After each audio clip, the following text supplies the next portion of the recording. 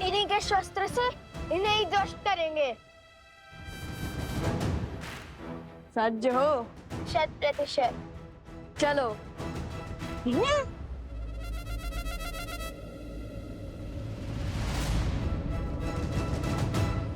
युक्ति तो तुम्हारी अच्छी है, किंतु शक्ति मात दे गई। ये चट्टान तो बड़ी खट्टी निकली।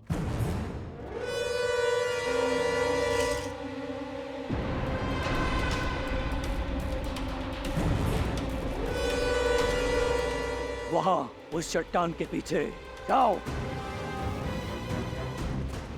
बुद्धि के साथ साथ हनुमान जी जैसा बल भी होता तो कितना अच्छा होता। चट्टान को संजीवनी की भांति इनके ऊपर फेंक देते।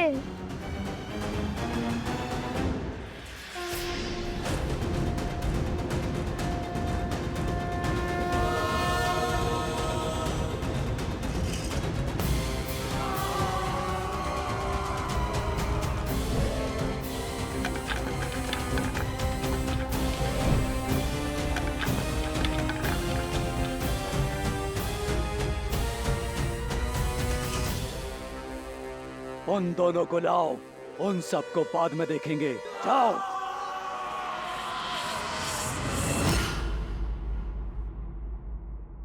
संजीवनी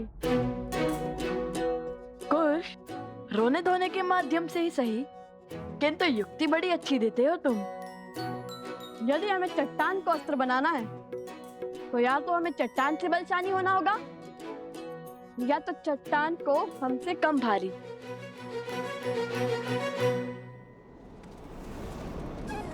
जिस राम नाम से सागर पर पत्थर तैर गए, उस राम नाम से ये क्यों नहीं तैर सकता? जैसे समुद्र देव ने राम सेतु बनाने के लिए श्री राम की सहायता की थी, वैसे हमारी माता को बचाने के लिए फाल्गु देवी अवश्य हमारी सहायता करेंगी। अवश्य।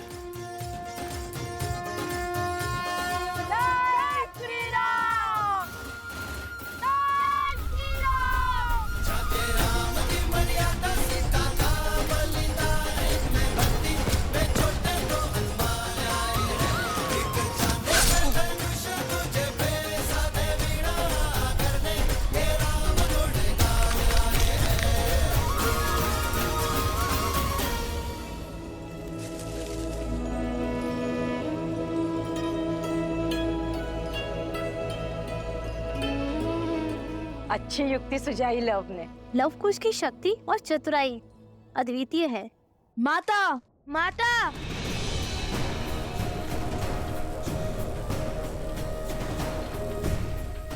अपनी माता को खोज रहे हो? नहीं मिलेगी। जितना विलंब हमारी माता की सूचना में लगेगा, उतना ही इस भूमि पर हाहाकार मचेगा। एक भी असुरों को जीवित नहीं छोड़ेंगे वन देवी के पुत्र। तुम जैसे असुरों को तो रोज लड़ाते हैं हम। चुटकियों में अंत कर देंगे तुम्हारा। तो साहसी,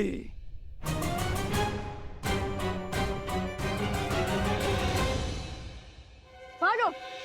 कब तक भागोगे और कहां तक भागोगे? वो तो हमें भी ज्ञात नहीं। चलो।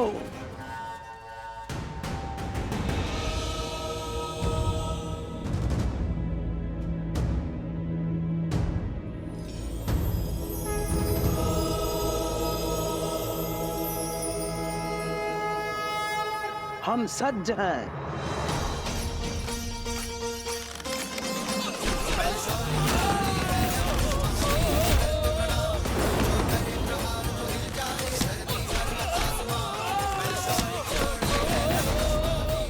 मुट्ठी भर ऐश्वर्य शेष है तुम्हारे पास। ये क्या कह रहे थे? जितना थकोगे उतनी ही पीड़ादायी मृत्यु दोगे।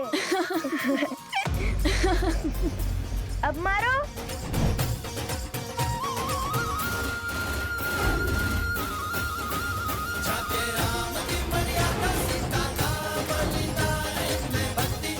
अब करो मेरी सेना का सामना।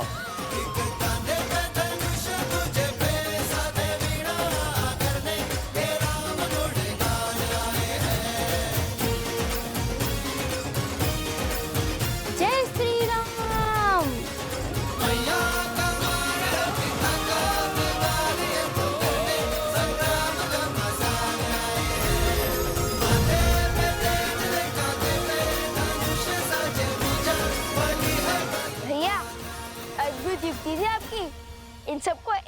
फंसाने की।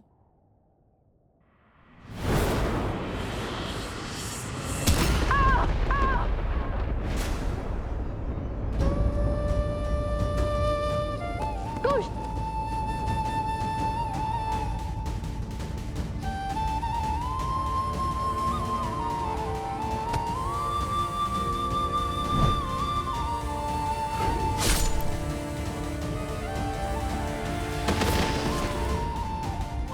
कुश, कुश क्या हुआ तुम्हें? आंखें खोलो। कुश क्या हुआ तुम्हें? कुछ आंखें खोलो। कुश कुश आंखें खोलो। कुछ आंखें खोलो। कुश आंखें खोलो। कुश कुश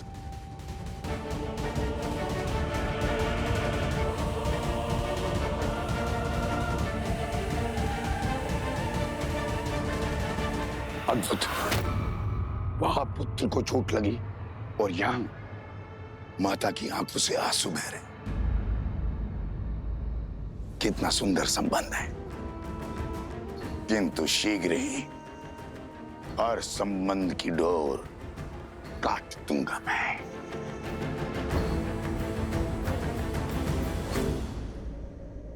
नदी में जल नहीं है और बिना जल महाराज मकरासुर का बचना संभव है। ऋषि असुरी ने भी अपने तप से उनकी बढ़ती हुई शक्ति पर संशय लगा दिया है।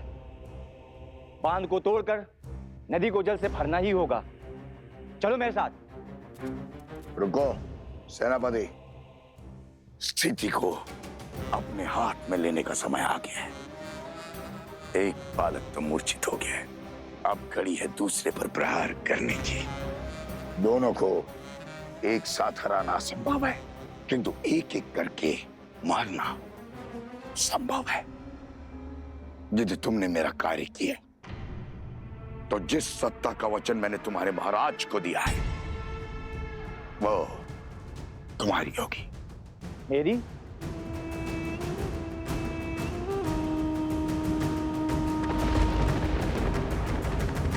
कुछ आंखें खोलो। कुश, कुछ आंखें खोलो। कुछ कुश उठो। कुश,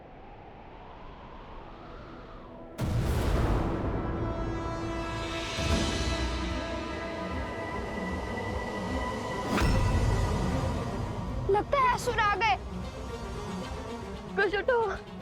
उठो उठो लो यहाँ से। नहीं, मैं कहीं नहीं जाऊंगा। कुश उठो, आप लोग जाओ, मैं कुश के साथ ही रहूंगा।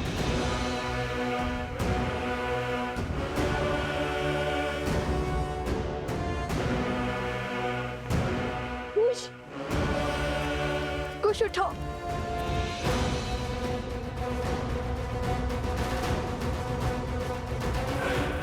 कुश उठो।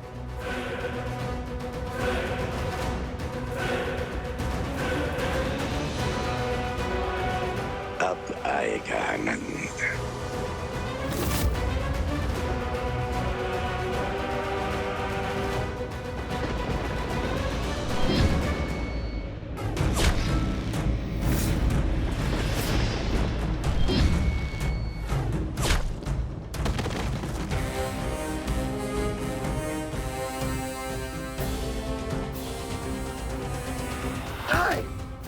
नहीं, नहीं। किसने सहायता की इनकी?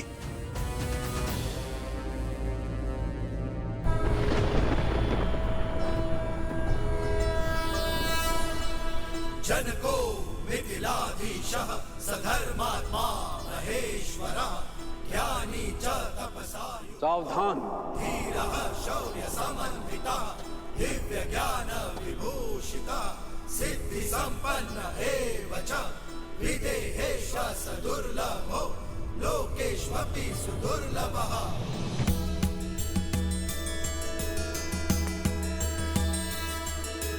जनको मिथिलाधीशः सधर्मात्मा महेश्वरः ज्ञानी च तपसा युक्तो धीरः शौर्य समन्वितः दिव्य ज्ञान विभूषितः सिद्धि संपन्न एव च विदेहेष्व सदुर्लभो लोकेष्वपि सुदुर्लभः लोकेष्वपि सुदुर्लभः।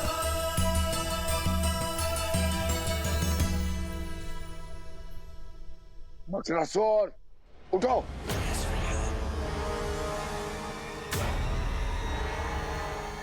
हाथ पर हाथ खड़े बैठकर क्या देख रहे हो? जाओ, बांध को तोड़ो, जाओ।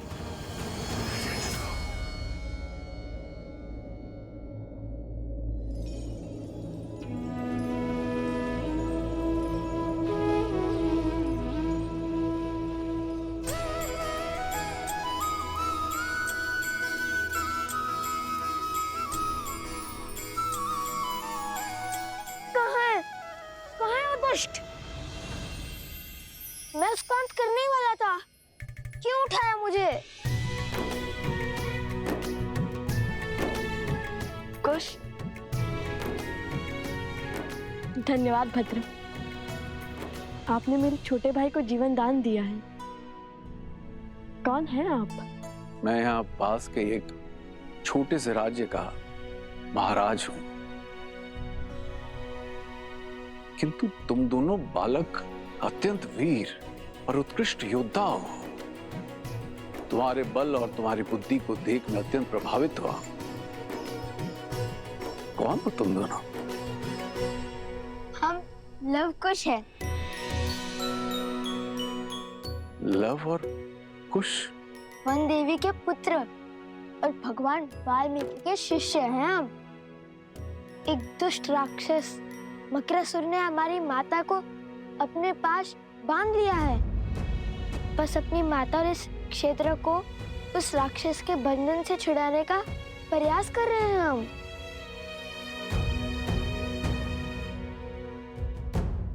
तो इस कार्य में मैं भी तुम्हारी सहायता करूंगा।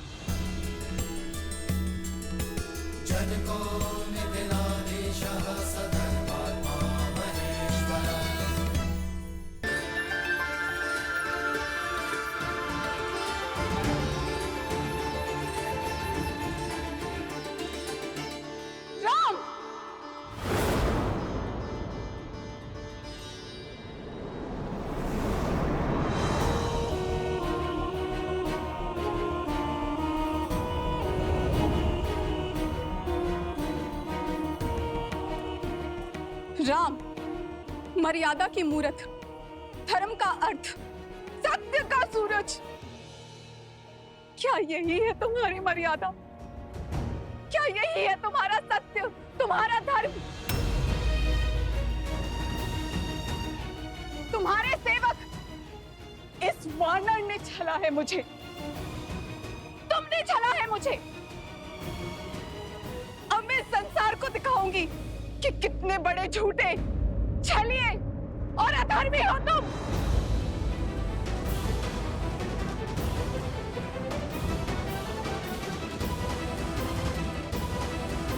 पीछे ही आ रही थी, आती ही होगी। महाराज हैं, किंतु है वृद्ध। इन्हें ले जाना उचित होगा या नहीं? वृद्ध भी है और ज्ञानी भी। ये तो और भी बुरा है। हर क्षण ज्ञान की वर्षा करते रहेंगे। समय पहले से ही कम है। माता प्रतीक्षा कर रही होंगी। तुमने कुछ कहा पुत्र? हाँ, नहीं नहीं, मेरा अर्थ है कि सहायता करने के लिए धन्यवाद। किंतु हमें इसकी कोई आवश्यकता नहीं। हाँ, अगर आप सहायता ना करें तो वो सबसे बड़ी सहायता होगी। हमने अपनी माता को वचन दिया था कि उनकी रक्षा हम करेंगे, इसलिए अब उन्हें बचाने भी हम ही जाएंगे। और आप अब वृद्ध भी हैं, इतनी दूर से आए हैं, थक गए होंगे ना, इसलिए आप विश्राम कीजिए। हाँ, किंतु ज्ञान अवश्य ले सकते हैं हम आपसे। हाँ, अपना ज्ञान और अनुभव अवश्य साझा करें हमसे, किंतु अभी नहीं। अभी तो माता की रक्षा करनी है ना।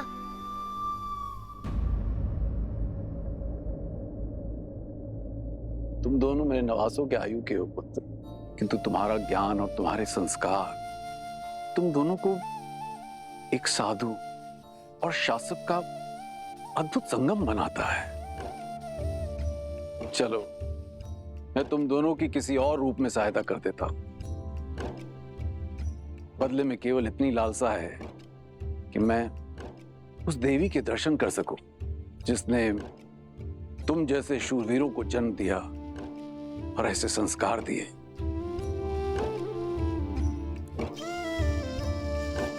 अवश्य।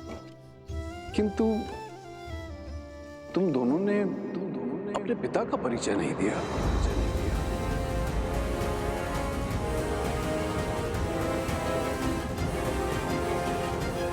जैसे आपको मिलने की लालसा है, वही हमारे पिता भी हैं।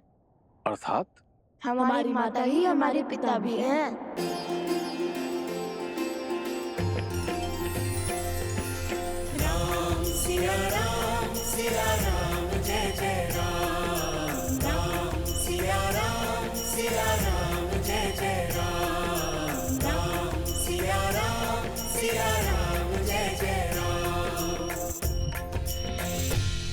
कर कंज पद कंजारुणा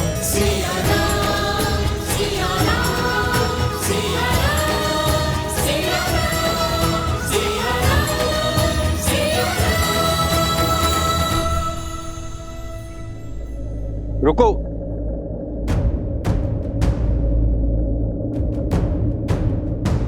रुकने का समय नहीं है भद्र, हमें शीघ्रता दिखानी होगी।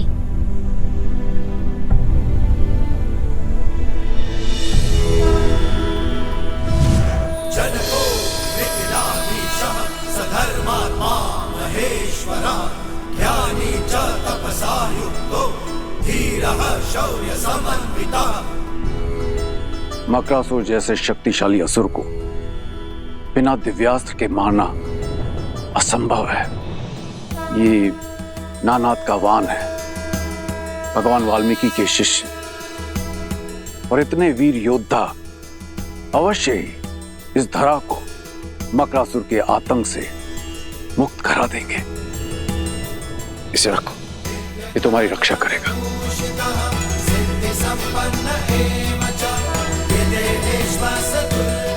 विजयी भव।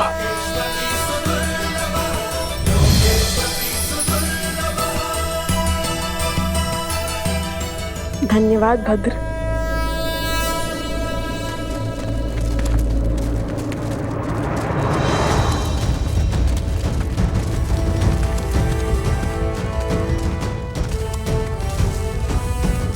ये कौन है? ये मेरी सेना है। मिथिला की सेना? मैं मिथिला नरेश जनक हूं। माता सीता के पिता? अयोध्यापति राजा राम के ससुर।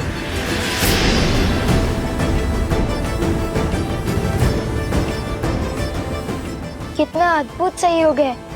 यहाँ आने के मार्ग में अयोध्या का ध्वज दिखा और अब मिथिला नरेश स्वयं प्रकट हो गए।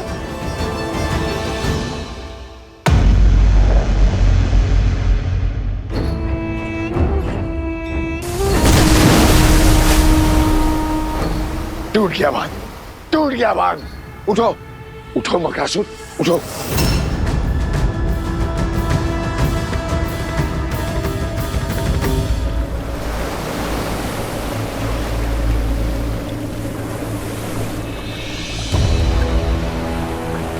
चल। लगता है हमारा बांध टूट गया है।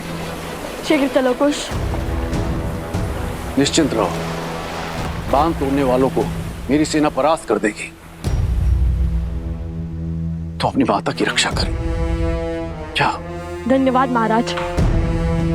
आगे प्रतीक्षा कीजिए, हम अभी आते हैं। तुम वीरों की माता से मिले बिना मैं कहीं नहीं जाऊंगा। अवश्य।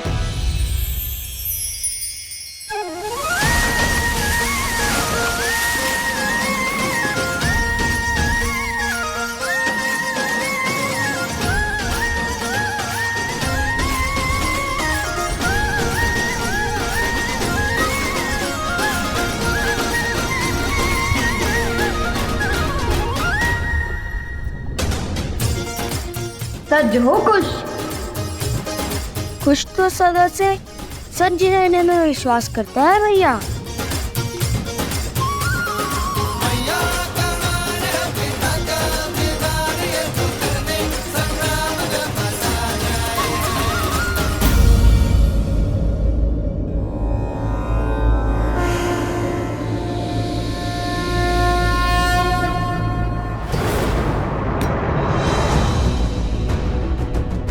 वो दोनों इसी दौर आ रहे हैं मकरासुर।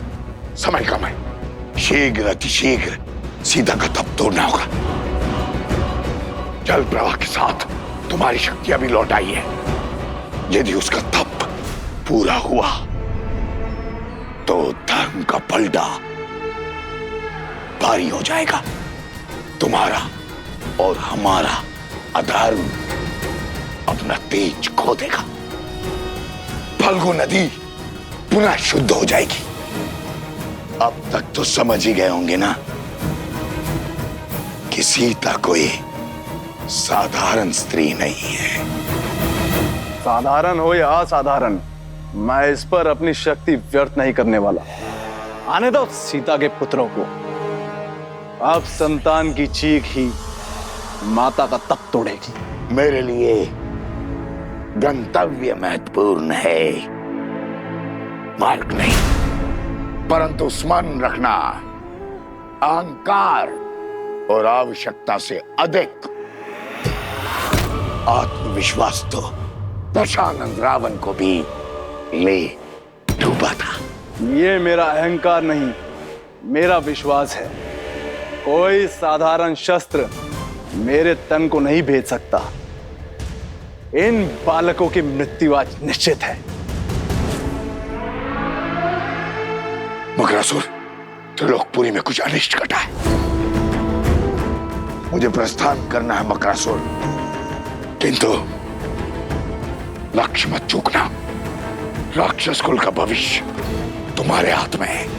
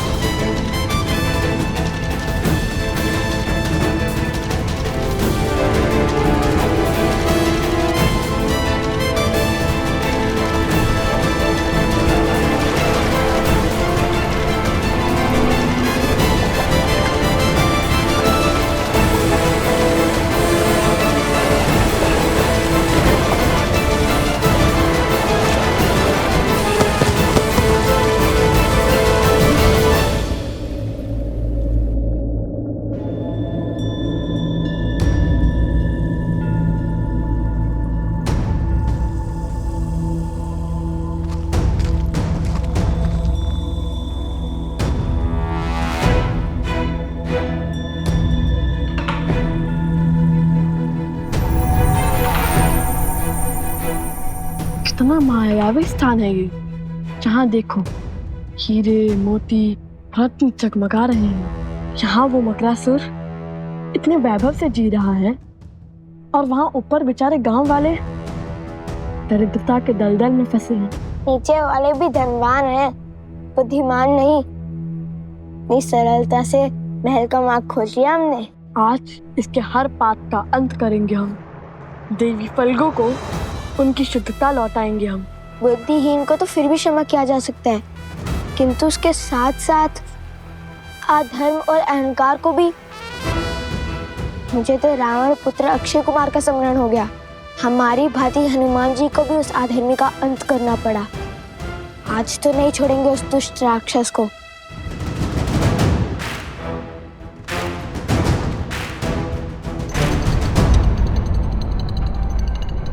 उफ भैया, ये मकरासुर नहीं मूर्खासुर है।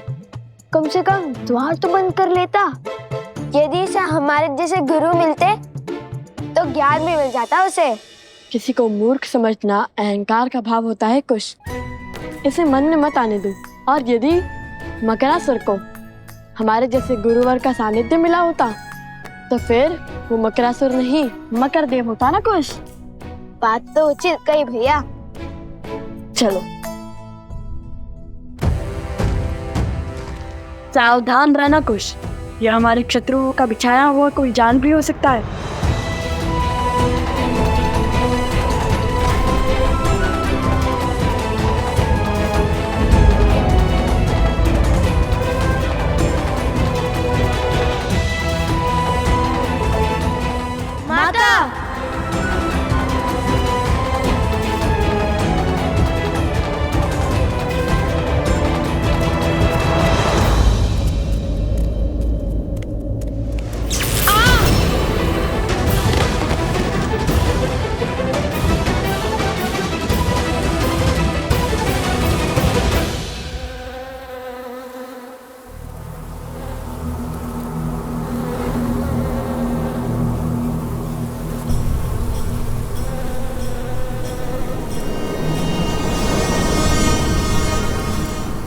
क्या समाचार लाया?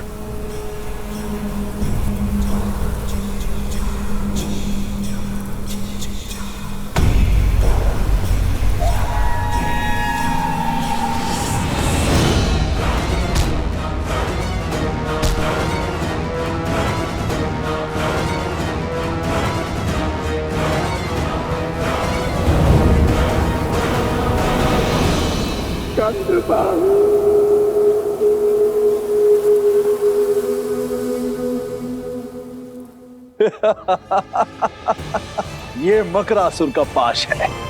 यहां से बचना असंभव है बालकों। ये भाव ही है जो मानव की बुद्धि नीम जाते हैं। अपनी माता की स्थिति देख मेरे जाल में फंस गए तुम। विवेक हार गए तुम।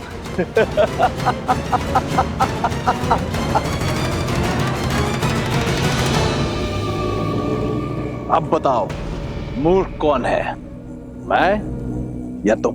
छिपकर दूसरों की बातें सुनना बुरी बात है मकरासुर। और जिसमें बुद्धि होती है वैसे बुद्धिहीन कार्य नहीं करते। ये मेरी ओर से।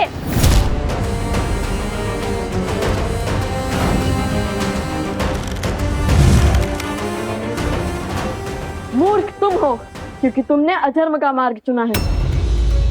यदि बुद्धिमान होते तो अधर्म का मार्ग नहीं, श्री राम का नाम चुनते।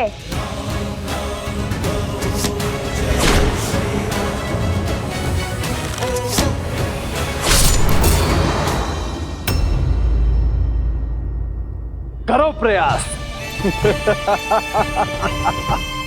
ये मकर की त्वचा है और मैं मकरासुर।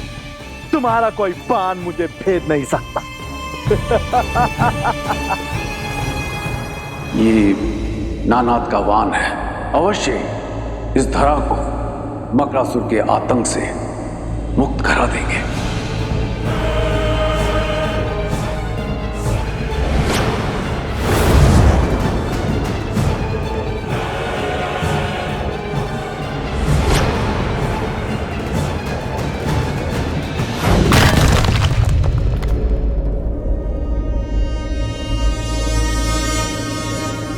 दिव्यास्त्र खोजो को श्रेणी कहीं होगा। पता नहीं कहाँ होगा। सत्य कहते हैं लोग, सावधानी हटी दुर्घटना घटी।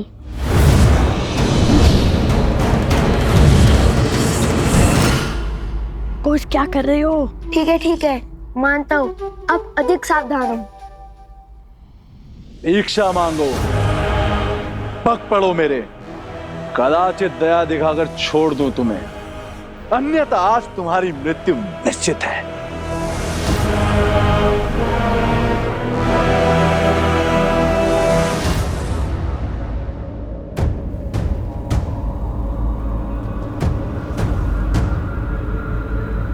समय तो बीतता जा रहा।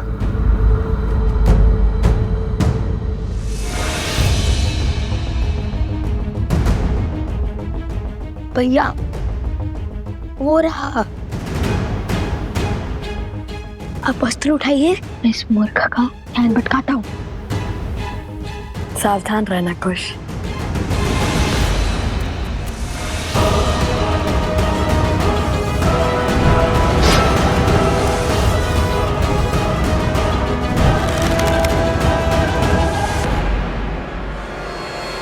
सावधान मकरासुर।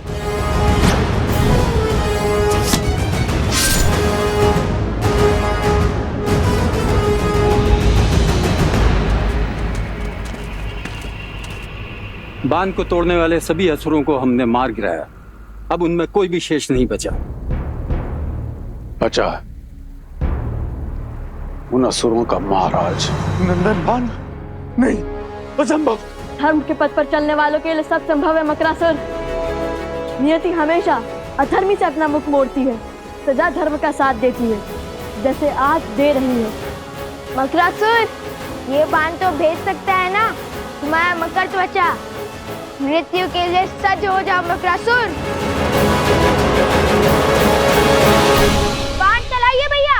नहीं, हम धर्म मर्यादा पुरुषोत्तम श्री राम के भक्त हैं। वो हमेशा अधर्म को एक अंतिम अवसर देते हैं और हम भी देंगे।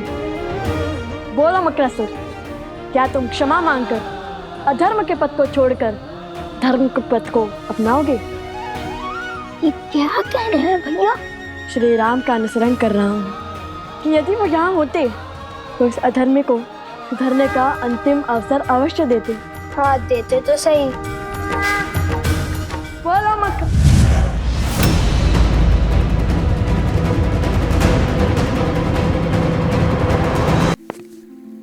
बड़े से बड़े युद्धों में भी धीरज रखने वाले महाराज जनक आज इतने अधीर क्यों? उसका उत्तर तो मैं भी खोज रहा हूं। जाने क्यों ऐसा प्रतीत हो रहा है कि इन बालकों के साथ कोई विशेष नाता है मेरा। मेरे अपने हैं, मेरा रक्त दौड़ता है इनमें। संबंध और स्नेह की जाने किस भंवर में बह रहा हूं। कहा था ना भैया मैंने, सावधानी हटी दुर्घटना घटी। लगता है भयभीत होकर भाग गया।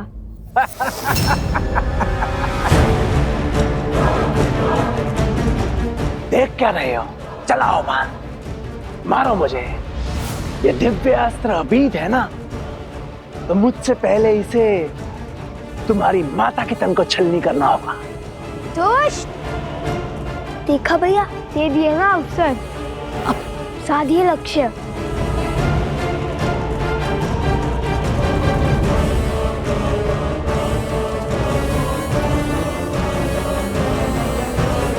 तो माता के पीछे से हट ही नहीं रहा है। तुम माता को हटा देते हैं।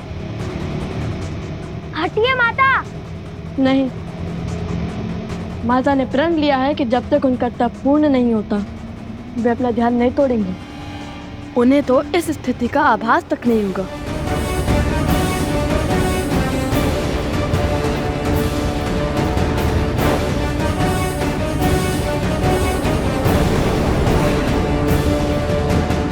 यदि लक्ष्य चुका तो? नहीं। हे श्री राम, अब हम क्या करेंगे? अब आप ही हमें मार्ग सिखाइए।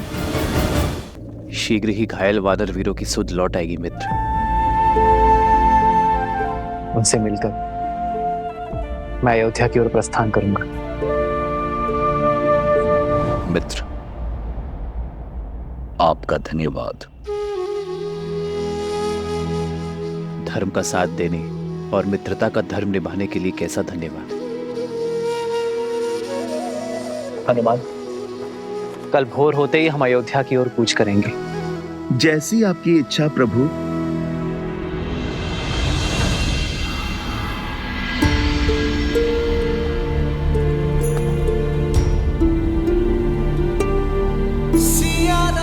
अयोध्या पहुंचते ही मैं राज्य का सारा भार भरत को सौंप दूंगा। फिर अपने महाराज की आज्ञा और धर्म की बेड़ियों से बंधा भरत अपनी पत्नी के साथ राष्ट्र की उन्नति के लिए अश्वमेध यज्ञ करवाएगा। मैं राजभार से मुक्त होकर अपनी सीता को खोजूंगा।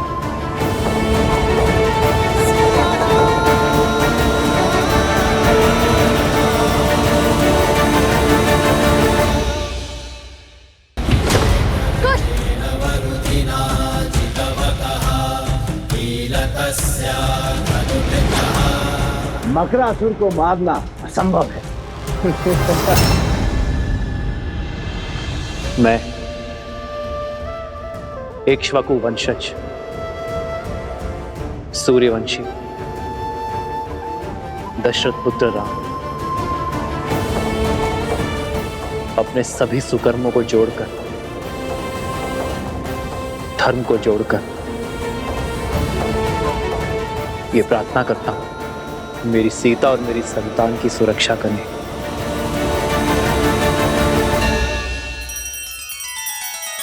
श्री रामचंद्र कृपालु भज मन हरण भव भय दारुणम नव कंज लोचन कंज मुख कर कंज पद कंजारुणम सिया राम सिया राम सिया राम सिया राम सिया राम सिया राम। काय का मकरासुर देख रहे हैं भैया, कैसे हमारी माता के पीछे डुबक बैठा है ये केवल मूर्खासुर नहीं, कायरासुर भी है, कायरासुर। उचित कहा कुछ। अरे इससे साहसी तो वो बैल था, इतनी श्रद्धा से लड़ा वो हमसे। अरे उसको पकड़ना तो कितना कठिन हो चुका था। भैया आप उस बैल को छोड़िए, मुझे तो उससे ज्यादा वीर वो घड़े लगते हैं जिन्हें हमें वन में तोड़े थे। मूर्ख बालकों, मुझ जैसे शूरवीर को एक निर्जीव मटके से तोड़ रहे हो। नहीं छोड़ूंगा, नहीं छोड़ूंगा तुम्हें। सुना है कि जल में इसकी शक्ति चरम पर होती है। जल में ऐसी वीरता है तो जल के बाहर कैसी वीरता होगी। अहंकारी अबोध बालकों, अब एक शब्द और कहा तो प्राण ले लूंगा तुम्हारे। अरे मकरासुर की वीरता तुम क्या जानो। क्रोध संसार से पहले खुद को ले लेता है मकरासुर। बाण चलाइए भैया। अरे किंतु इस दिव्यास्त्र का दिव्य मंत्र तो हमें उन्होंने बताया ही नहीं। हे नारायण, मैंने उन बालकों को दिव्यास्त्र तो दिया, किंतु उसका महामंत्र तो दिया ही नहीं। ये कैसा अनर्थ हो गया मुझसे। यदि वो बालक नहीं लौटे तो मैं स्वयं को कभी क्षमा नहीं कर पाऊंगा। उन्हें लौटना ही होगा, उन्हें लौटना ही होगा। भैया मैंने कहा था ना वो वृद्ध है, अवश्य ही भूल गए होंगे। तो फिर बाण चलाने का सांग ही कर दीजिए, तब तक कोई युक्ति निकाल लेंगे। अस्त्र है और मंत्र नहीं, क्या बात है। लो चलाओ बाण। अब क्या करें? कैसे बचाए माता को? ठीक है, मैं मार देता हूं इसे।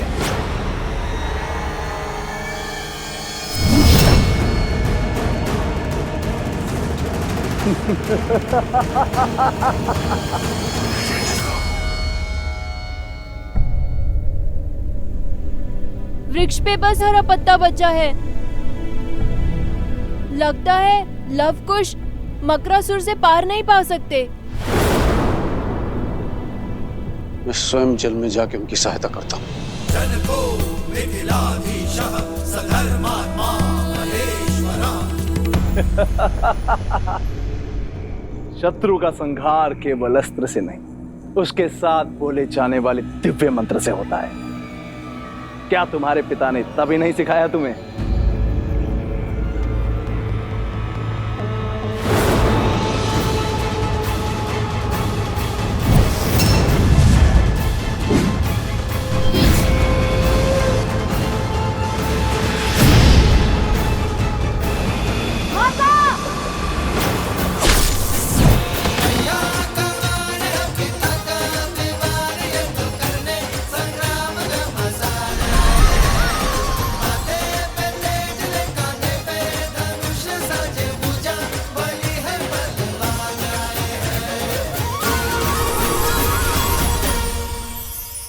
हे माता, मेरा तप समाप्त हुआ, आशीर्वाद दीजिए।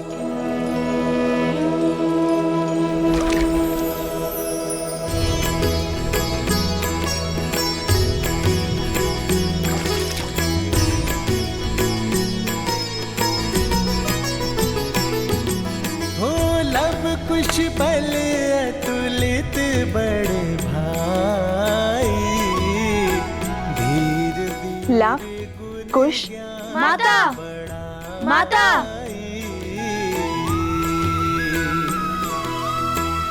मातु पिता सेवक सदा सुभाए, राम सिया और प्रीति बढ़ाए।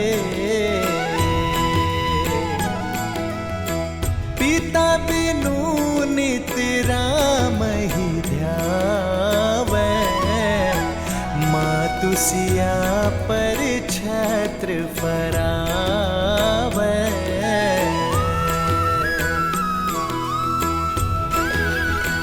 वृक्ष फिर से हरा हो गया, अर्थात लव कुश की विजय हुई।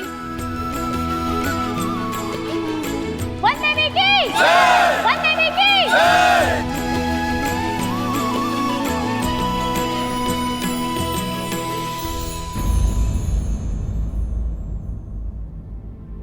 अब तुम दोनों बताओगे कि जब मैं तप में थी तब क्या क्या हुआ? अरे माता वो भैया, कथा सुनाने में मैं दक्ष हूँ। ये सर मुझे दीजिए भैया। ठीक है, सुनाओ सुनाओ। वैसे भी मैं तो थकान से चूर चूर हो चुका हूँ। तो हुआ ये माता, आपके ध्यान में जाते ही आकाशमार्ग भयंकर संकट आ पड़ा। और वैसे भी आपके पुत्र तो भगवान वाल्मीकि के शिष्य हैं, वो थोड़ी ना संकट से घबराते हैं।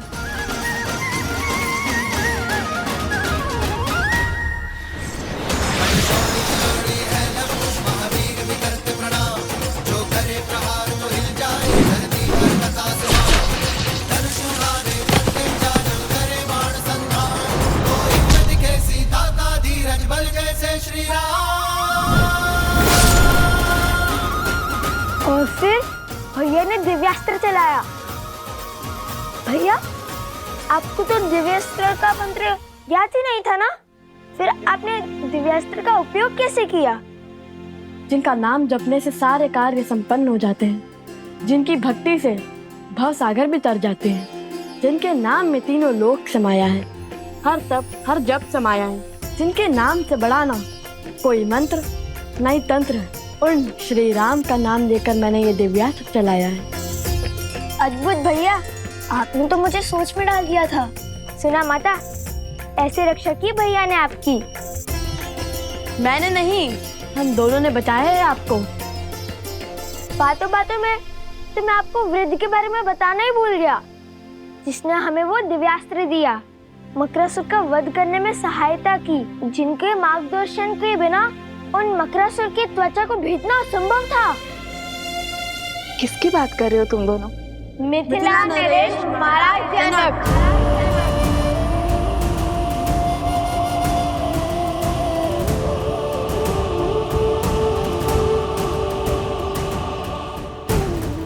वो तो हमारे साथ भी आना चाहते थे, किंतु मैंने मना कर दिया। बड़े वृद्ध हो चुके हैं ना वो, इसीलिए। किंतु अभी भी नदी तट पर आपकी प्रतीक्षा कर रहे हैं वो। उन्होंने कहा कि जिस स्त्री ने तुम जैसे पुत्रों को जन्म और संस्कार दिए, उनसे मिले बगैर वो कहीं नहीं जाएंगे। शीघ्रता से चलिए माता, वे अभी भी हमारी प्रतीक्षा कर रहे होंगे।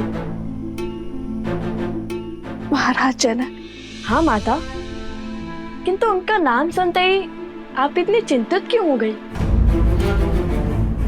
माता, संकट टल चुका है, अब सारी चिंता छोड़िए और हमारे साथ चलिए।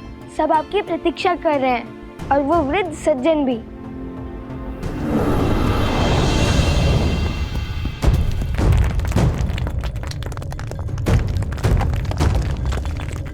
ये क्या हो रहा है? लगता है संकट के बादल अभी नहीं छटे हैं। नहीं पुत्र, ये तो धर्म की जीत का नाद है। पाप के अंत के साथ पाप की सत्ता का भी तो अंत होना चाहिए ना। किंतु माता फल्गु हमें निकलने तो देती। लव कुश, तुम दोनों किस ओर से आए थे? चलो।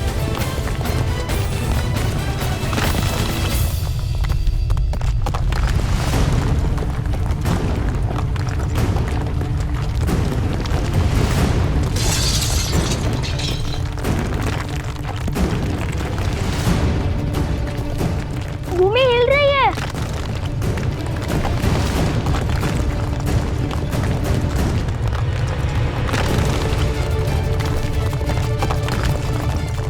मारे गए। नहीं पुत्र, मारा वो जाता है जो अपना साहस खोता है। हम लोग पूरी आशा के साथ आगे बढ़ेंगे।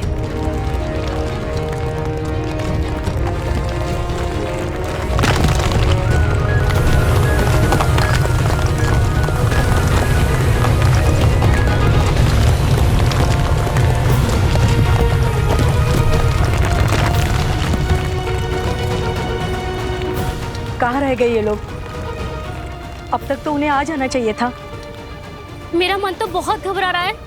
धर्म की रक्षा करने वालों को अधर्म कभी भी हरा नहीं सकता। वो आते ही होंगे। लव कुश, मेरा हाथ थामो।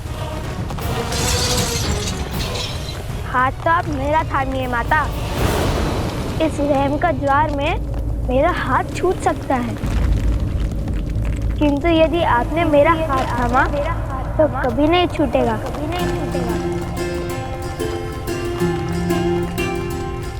माता, आप कुछ का हाथ थामिए और मैं आपका हाथ पकड़ता हूँ।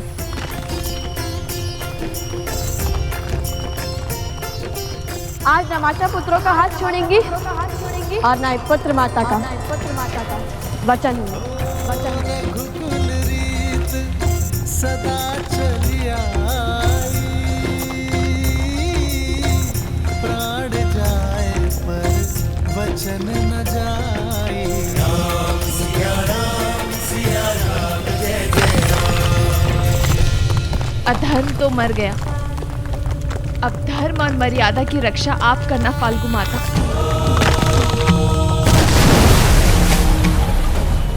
वन देवी, लव, कुश, कहाँ हो सब? लव, कुश, कुश, लव। उस दुष्ट असुर का महल तो ध्वस्त हो रहा है।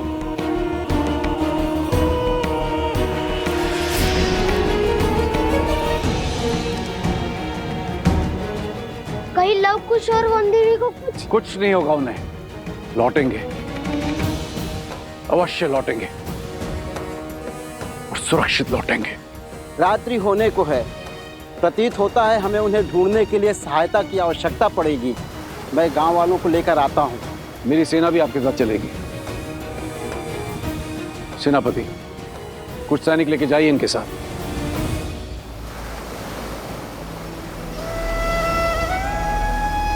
हे नारायण, रक्षा कर।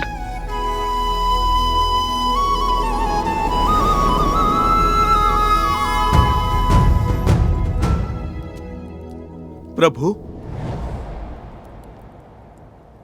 हनुमान, कहो कैसे आना हुआ? प्रभु को कर्तव्य में उलझे देखा तो चला आया ये सेवक सेवा करने। कर्तव्य का भार उतारने की ही तैयारी कर रहा हूं हनुमान। भरत को अयोध्या का राज्य सौंपना है, तो बस अश्वमेध यज्ञ के लिए आमंत्रित अतिथियों की सूची पढ़ रहा था। कर्तव्य और दायित्व केवल बहाने हैं, सत्य तो केवल एक ही है। उस काली रात्रि के पश्चात आप कभी ठीक से सो ही नहीं पाए प्रभु। कदाचित हर रात्रि जाग कर बिताने वाले केवल हम ही नहीं हैं हनुमान।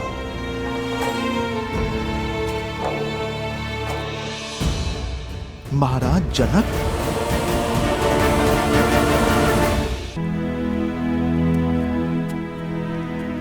जो क्षमा इतने वर्षों से मैं स्वयं को नहीं दे पाया, आशा करता हूं हनुमान कि मेरी सीता के माता पिता वो क्षमा मुझे दे पाए।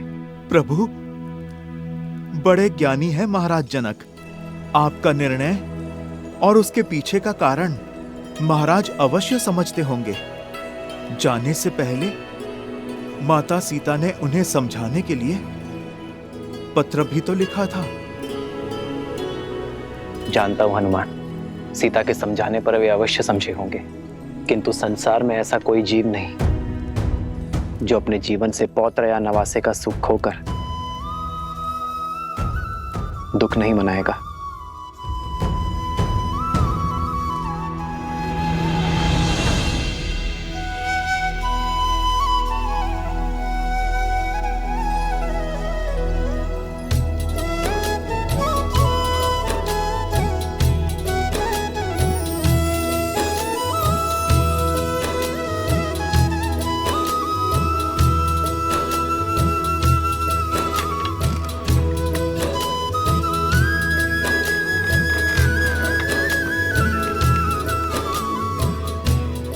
आनंद आ गया। क्या यात्रा थी। लगा मानो देवी फल्गु ने गोद में उठाकर प्रेम भरा झूला झुलाया हो। धर्म के पथ पर कठिनाइयों की धूप के साथ साथ सुकर्मों की शीतल छांव भी आती है पुत्रों। माता शीघ्र चलिए, महाराज जनक आपकी प्रतीक्षा कर रहे हैं। तो क्या हुआ, भक्त को भगवान की प्रतीक्षा करनी ही पड़ती है। वन देवी है, इतनी सरलता से थोड़ी ही ना जाएंगी कि माता। चले माता। नहीं,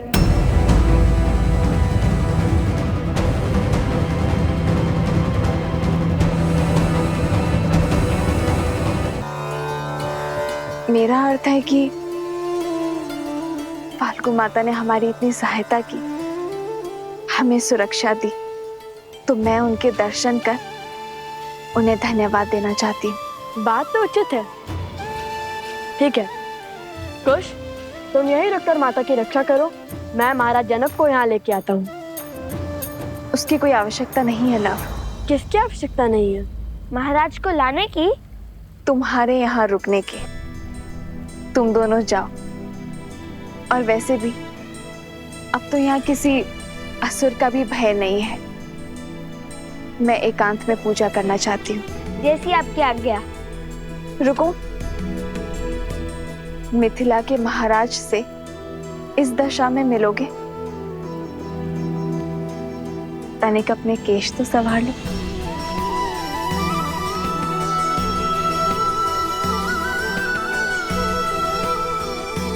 देखो अब कितने सुंदर दिख रहे हो।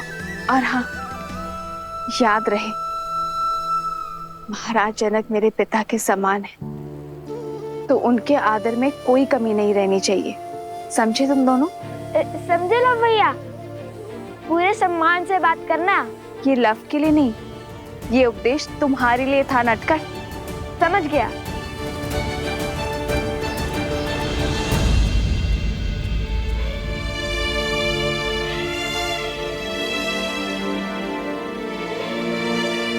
ये कैसे दुविधा में डाल दिया महादेव।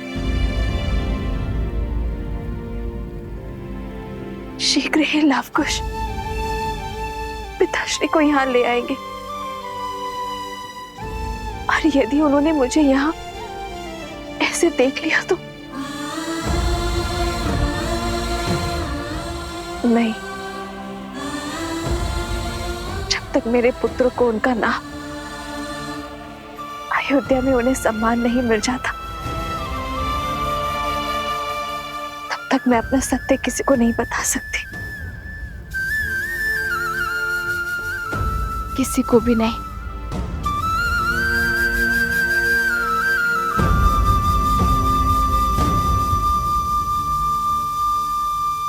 जब उस राक्षस का महल ध्वंस हुआ, तब भी तुम्हारे बल पर हमें संदेह नहीं हुआ, किंतु वन देवी कहाँ है? सुरक्षित है, देवी फल्गु की प्रार्थना कर रही है। धन्यवाद जो करना है उन्हें। किंतु मैंने तो भूल से तुम्हें महादिव्य मंत्र दिया ही नहीं। मकरासुर का वध कैसे किया तुमने? दिव्य मंत्र नहीं मिला तो क्या हुआ? हमारे पास तो सदैव ही श्री राम की भक्ति की शक्ति रहती है। मैंने श्री राम का नाम लिया और वो बाण साधा, और उसने मकरासुर का वध। श्री राम के नाम में अत्यंत शक्ति है।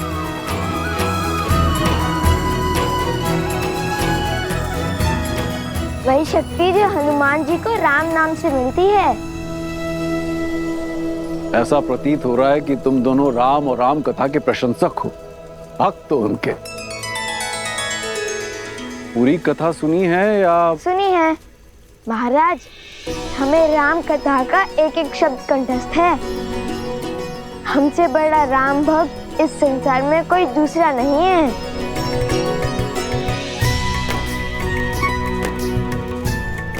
लगता है आपने हमारी पूंछ पर ध्यान नहीं दिया।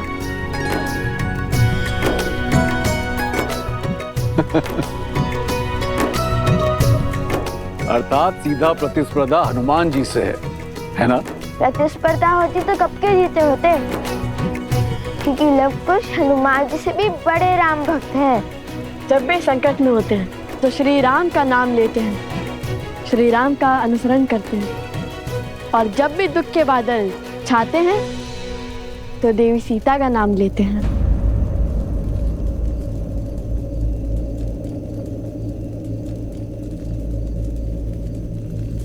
सीता,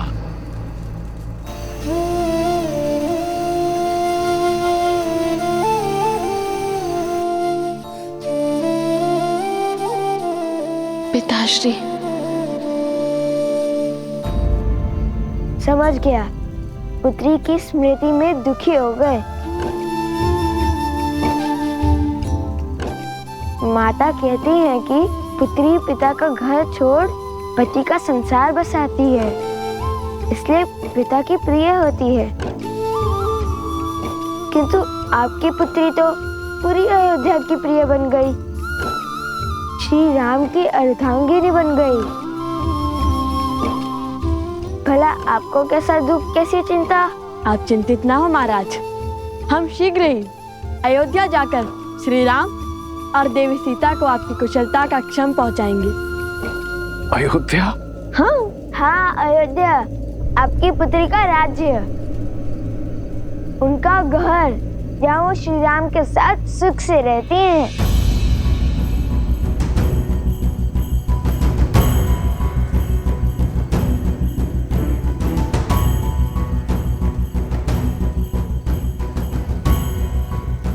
राम कथा का अंतिम अध्याय है। क्या पढ़ाया है तुम्हारे गुरुजी ने? परीक्षा ले रहे हैं हमारी। अंत में राजा राम और महारानी सीता का पट्टाभिषेक होता है और वो सुख से अयोध्या का कार्यभार संभालते हैं।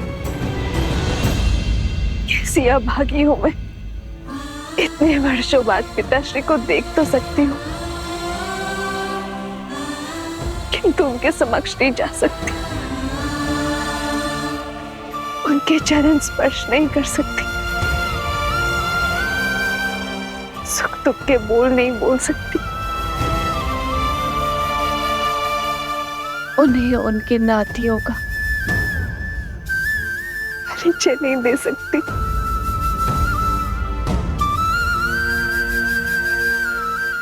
हे प्रभु, कैसा धर्म संकट है ये।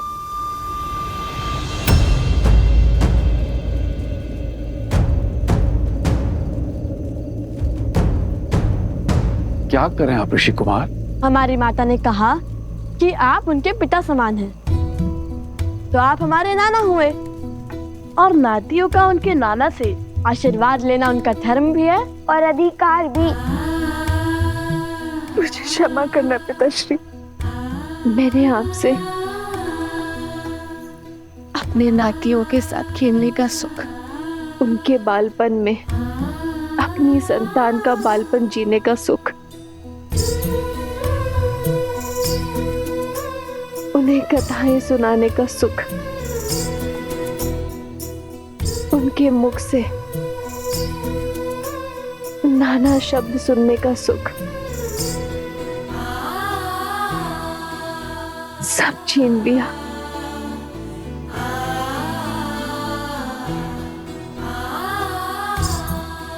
कितने अभागे हैं मेरे लव कुश, जो मिथिला के ज्ञान से वंचित है।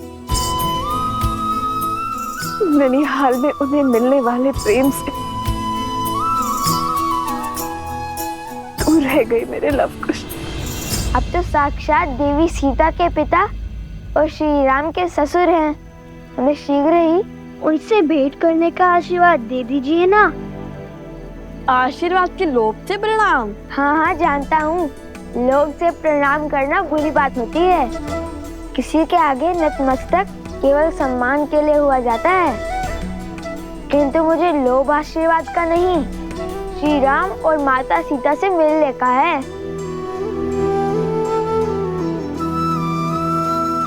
ईश्वर सदैव तुम्हारे हृदय को भोलेपन से भरा रखे। द्वेष और स्वार्थ का मैल तुम्हारे मन को छू भी न सके, और तुम्हारा नाम इस संसार के सबसे वीर योद्धाओं में सम्मिलित हो।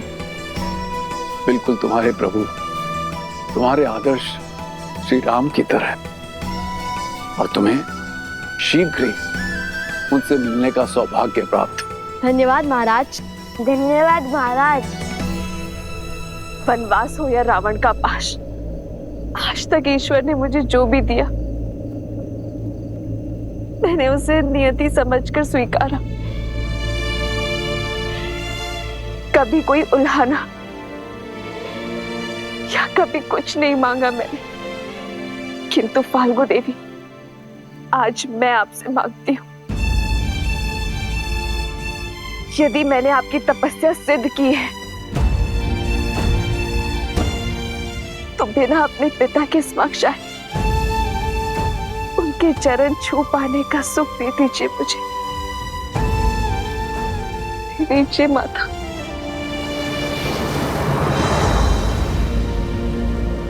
तुम दोनों से मिलकर लगता है कि तुम दोनों मेरे अपने हो, मेरा अपना अंग। जाने की इच्छा तो नहीं हो रही, किंतु जाना होगा, समय हो चला है। क्या तुम मेरे जाने से पूर्व मुझे अपनी माता से मिलवा सकते हो? मैं उनके दर्शन करना चाहता हूँ। अवश्य, क्यों नहीं। मुझे भी वन देवी के दर्शन करने हैं पुत्र। हाँ हाँ, हमें भी वन देवी के दर्शन करने हैं। आइए, माता इस ओर है। लव, कुश, तुम दोनों जाके वन देवी को ले आओ, तब तक हम कूच की तैयारी करते हैं। कुश, तुम इनके साथ जाओ, मैं माता को लेकर आता हूँ। ठीक है भैया। आइए। अद्भुत युद्ध किया है तुमने कुश। अवश्य तुम्हारे धनुष में कुछ विशेष है। लो, खुद ही देख लो।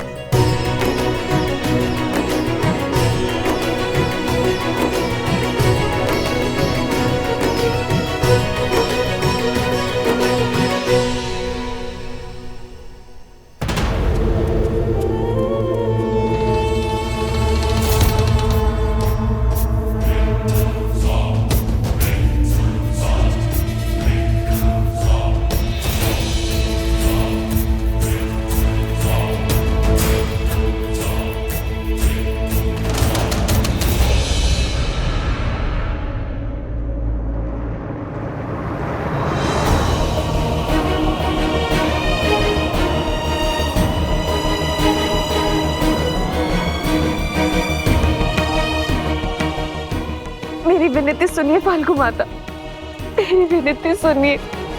सोमकरण, सोमकरण।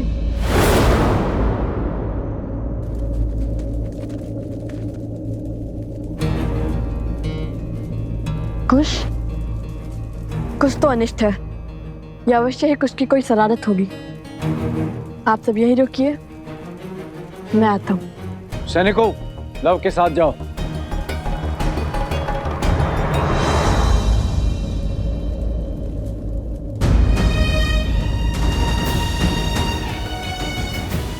मेरी प्रार्थना स्वीकारिए माँ, मेरी प्रार्थना स्वीकारिए। क्या हुआ कुश? कुश क्या हुआ, बोलो। कुछ बोलो भी। सोमकरण। क्या हुआ गुरु माँ? वो राक्षस सोमकरण को ले गया उस और मुझे जटुकरण ने अपने प्रश्न में उलझा रखा था। मेरा धनुष भी उसके पास था। पता नहीं कब वो असुर आया और फिर हमने सोमकरण की चीख सुनी। जो भी हुआ ठीक है, किंतु अब शीघ्र हमें उन्हें पकड़ना होगा। चलो कुश। तुम दोनों पहले से चोटिल हो, हम उसे ले आएंगे। नहीं, वो हमारा मित्र है और उसे बचाना भी हमें जाना ही होगा ना। चलो कुश।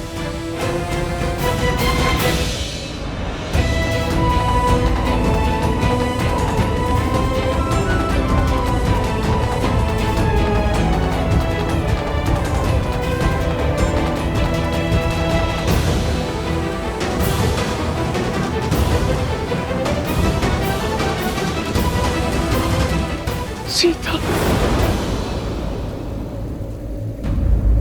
ऐसी घोर काली रात्रि में बिना प्रकाश के हम वन देवी के दर्शन कैसे कर पाएंगे?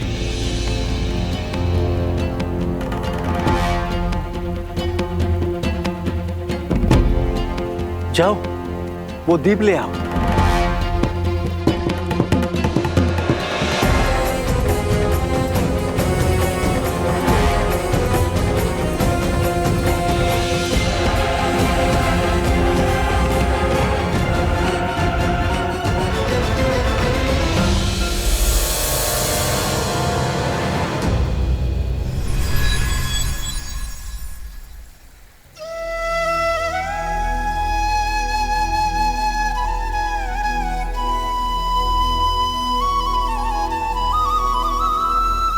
वन देवी, आपके दर्शन पाकर हम धन्य हुए। आपके पुत्रों को देखकर दो राजकुमारों का स्मरण हो आया, राम और लक्ष्मण। वर्षों पहले मिथिला पधारे थे। उनकी माता में भी एक परिचित मुख को देखने की आशा थी, किंतु आप तो उनसे भी अधिक अलौकिक हैं।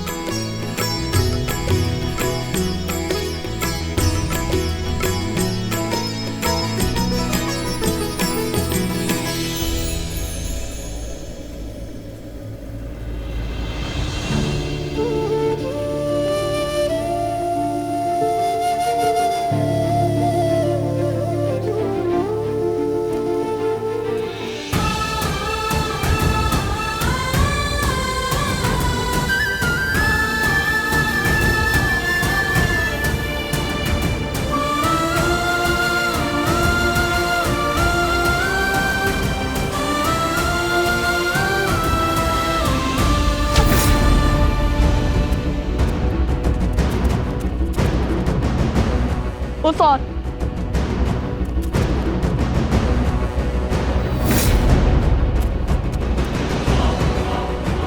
सोमकरण, वो रहा, शीघ्रता करो। रुको।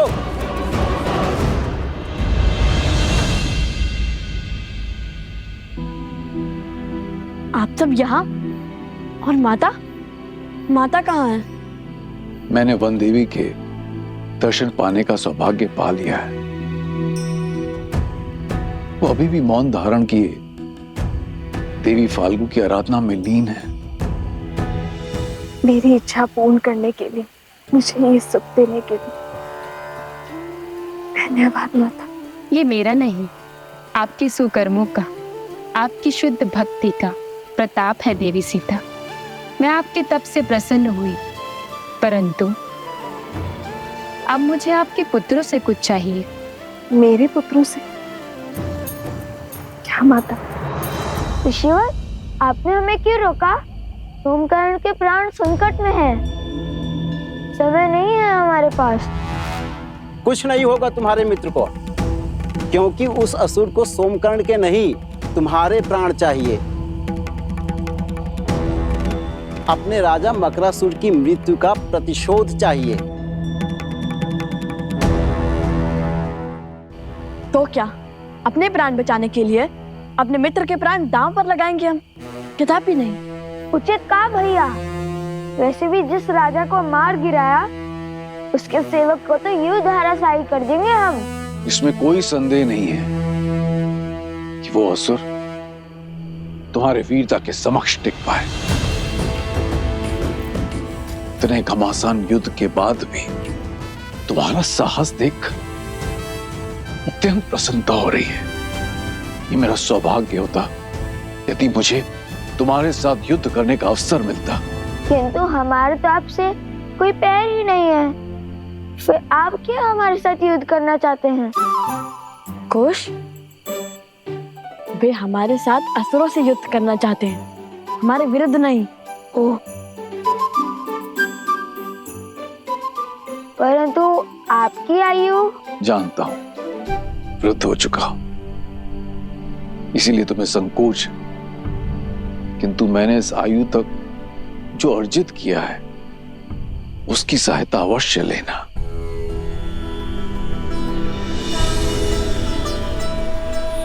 जय एषः सधर्मात्मा महेश्वरः।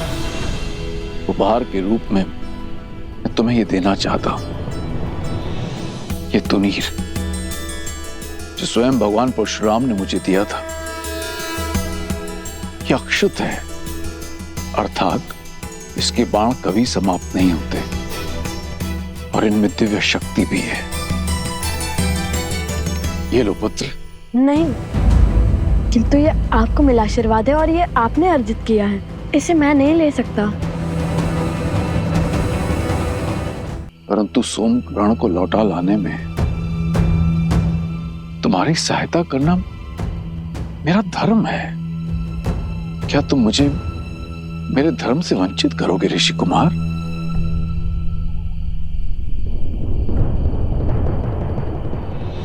दिव्य ज्ञान विभूषितः सिद्धि संपन्न एव च विदेहेश्वस दुर्लभो लोकेश्वपि सुदुर्लभः लोकेश्वपि सुदुर्लभः।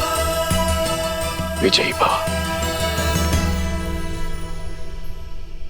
अब आप जाइए महाराज और हमारे लिए चिंतित ना हो। हाँ, यदि श्री राम ने चाहा तो हम शीघ्र ही ये भेंट लौटाने आएंगे।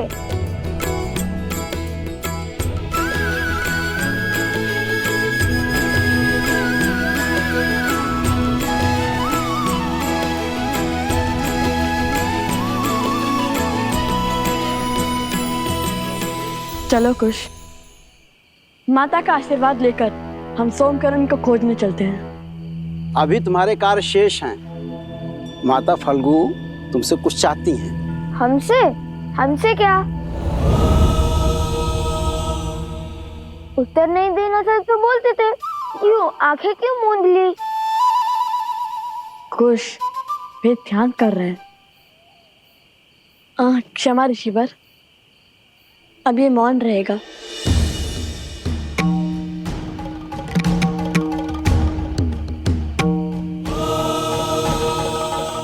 आदेश दे देवी, क्या करना है मेरे पुत्रों को?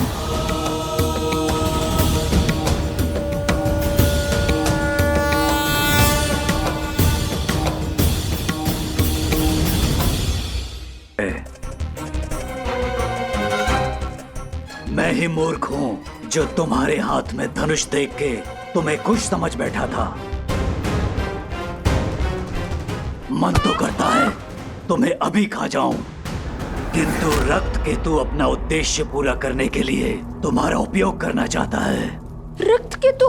वो मायावी असुर जो रक्त बहने पर मरता नहीं है, बल्कि अपना रक्त बढ़ाता जाता है। वो दूसरों के रक्त पर ही पलता है, उसके रक्त की एक एक बूंद चूस लेता है। तुम्हें लव कुश की शक्ति का बोध नहीं है? वो किसी भी स्थिति परिस्थिति से लड़कर मुझे खोज लेंगे। यही तो चाहता है रक्त केतु। लव और कुश उन तक पहुंचे, यहाँ आए।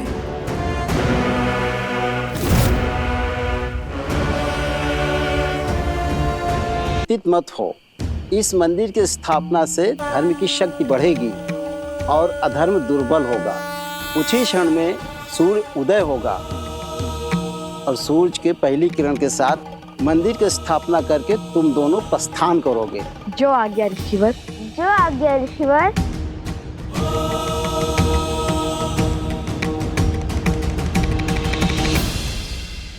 माता,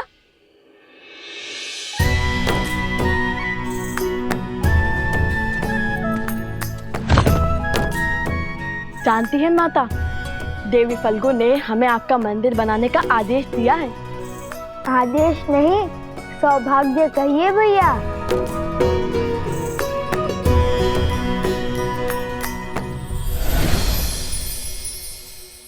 देखिए माता, महाराज जनक का तुनीर उन्होंने उपहार में दिया है हमें।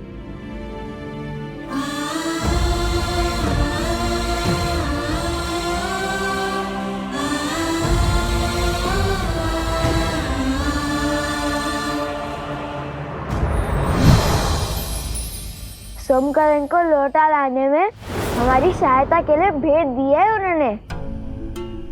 सोमकर्ण? क्या हुआ है उसे?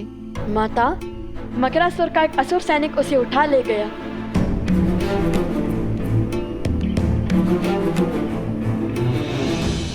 उसकी सहायता करना हमारा दायित्व है। चलो उसकी मदद करते हैं। इसकी कोई आवश्यकता नहीं है। मेरा मतलब है कि ऋषि असुरी ने पहले मंदिर बनाने और फिर भोर की पहली किरण के साथ सोमकरण को खोजने का आदेश दिया है, जिससे धर्म की शक्ति बढ़ेगी और अधर्म दुर्बल होगा। उचित कहा ना ऋषिवर?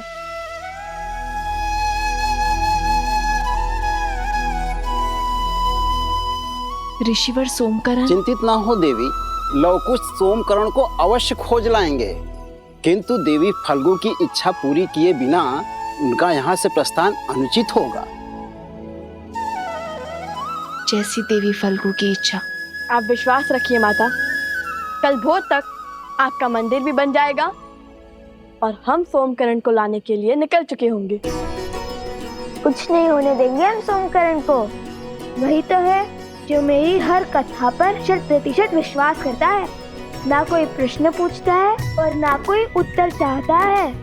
अपने परम मित्र को प्राण देकर भी बचाऊंगा मैं।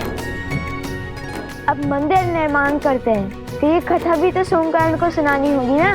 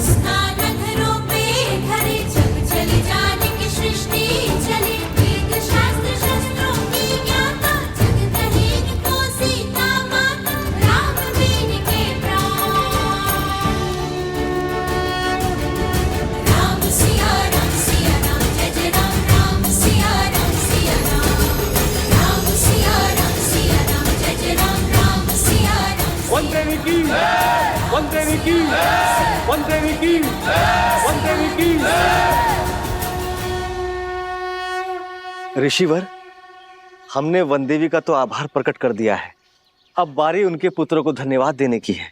हम सब उनके आभारी हैं ऋषिवर।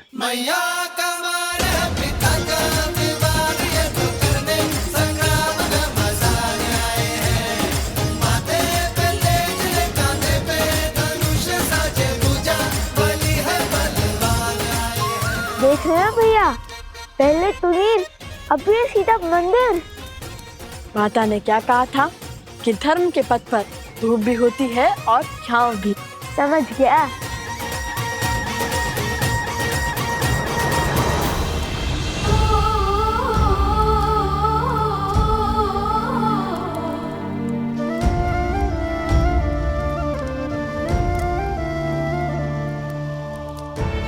जितनी अधूरी ये सीता आपके बिना है, उतना ही अधूरा ये मंदिर आपके बिना है श्री राम।